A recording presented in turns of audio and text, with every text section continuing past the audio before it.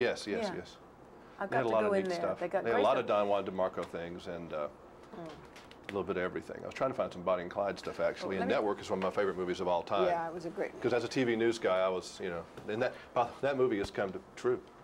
As I know, scary as that that's the is, thing. it actually came true. So No that's one's the gotten shot on camera yet, but that's about the only thing that hadn't happened. Exactly. Of that whole deal. It's true. It's amazing. Yeah, for sure. Okay. Okay. Faye, you need to center up just a little bit. I'm sorry because we're on such a tight shot that I can't get a single. Where do I have to go? To your right, just a tad.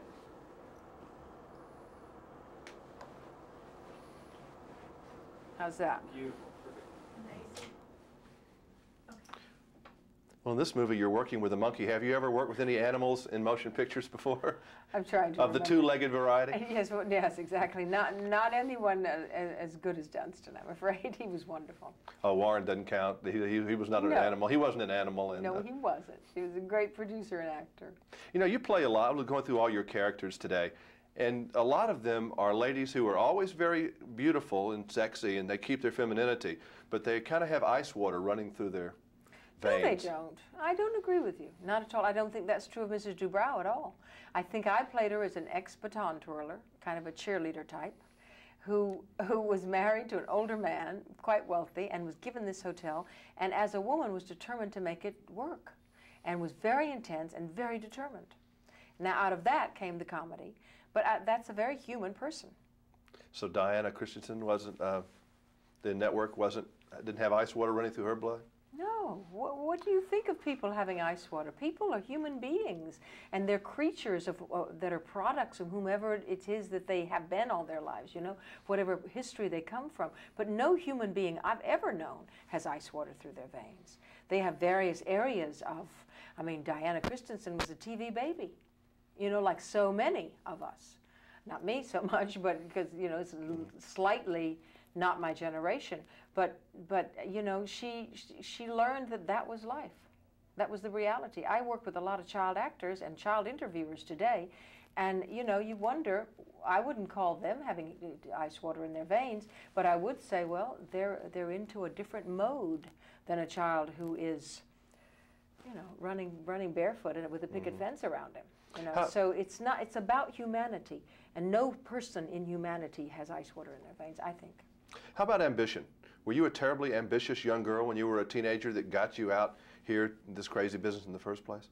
No, I wanted to be an actress from an early age. I went to, finished my college, the first 2 years in Florida, the last 2 in Boston, School of Fine and Applied Arts. I got a Bachelor of Fine Arts. I went to New York, worked with Kazan Whitehead, became an actress on the stage, and then was offered, after I did a play called Hogan's Goat, was offered my first film. The third film was Bonnie and Clyde, which made me a star.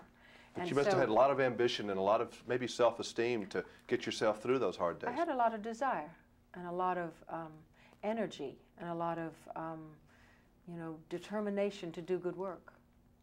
Did you ever get down and frustrated, didn't think you were going to make it, or did you always know that you had that goal set and you were going to make it? All the time, every day, down and frustrated, and you know, had to pull yourself up and talk to yourself, and that which doesn't kill you makes you stronger, you know, and I think that there's a lot of character building and strength that goes into fear, and when one is fearful and when one takes on a large task. You know, when you meet young little actresses or little girls and they want to be an actress like you when they grow up, I know it's hard to give them advice, but what do you tell them? Get a good education. Become a person, and education is a big part of that. And then when you can bring something to the profession, come in. But don't come out saying, oh, I want to be an actress, and get in front of a camera, because a million other people will be there before you or simultaneously, and it's just not the way that it's going to happen. You have to develop your own uniqueness. Do you have any pet peeves? I was doing a thing about pet peeves. What really just gets on Faye Dunaway's nerves? Just makes you mad? Nothing. Pet peeves. I don't know. Let me just think. Jack Lemmon told me bad drivers, but I'm just throwing that out as a possibility. Yeah, no, I'm one of those, I'm afraid. I'm impatient. That's my own character, one of my character flaws there. Lack of slowness, I think. I like a snappy rhythm around me. I like things to happen fast. I like to do 2 or 3 things at once. It's fun for me, and so that's the thing that that probably when people take too long over something, it's the worst thing I have in terms of managing that for myself and being patient. Nice finally meeting you. I always thought you were one of the great babes of the world. Even. I hope that's on camera. I hope so. Always did. I always had a thing.